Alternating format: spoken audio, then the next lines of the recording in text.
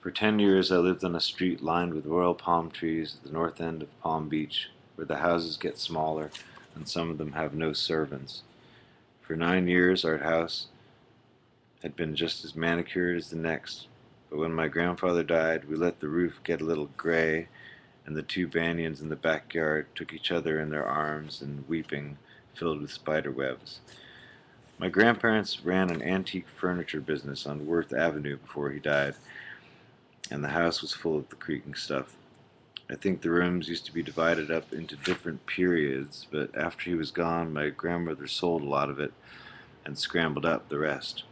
We had a lot of old Victorian articles with taloned paws carved on the legs. One coffee table actually had wings. I never spent any more time at home than I could possibly help, and I can still remember some of my dismal trips to and from Miami, how my sleepy friends would leave me off at the downtown Greyhound bus station on their way home. It was usually around 3 a.m. by that time, and there was never a bus running until 4:30, so I'd sit around the crummy restaurant drinking gritty coffee and maybe chewing my lip half-time to some waitress's invisible transistor radio. Earlier on such a night, I'd have run out of excuses to give my grandmother over the phone long distance.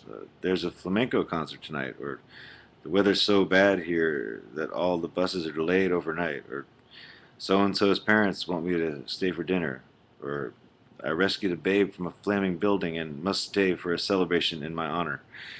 Anything to stall, anything to stay a while longer, chasing after some cellophane scene. But often as not, I was empty-handed for sure, and would sit there chewing my lip and brooding over my lies all for nothing. I'd pay a sleepy hag and buy a random book. Upstairs, the waiting room was full of stiff-backed black benches designed to make sleep impossible, but which only made it look impossible. Old men and young slobs, leaning, drooping, falling over, and lurching, were hard not to watch. Me usually being the only one awake. Sometimes, though, there would be one old creep awake among all the sleepers with a grisly crew cut and champing toothless gums.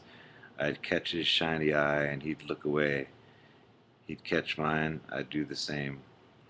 I'd turn to my science fiction book, 35 cents with a robot on the cover.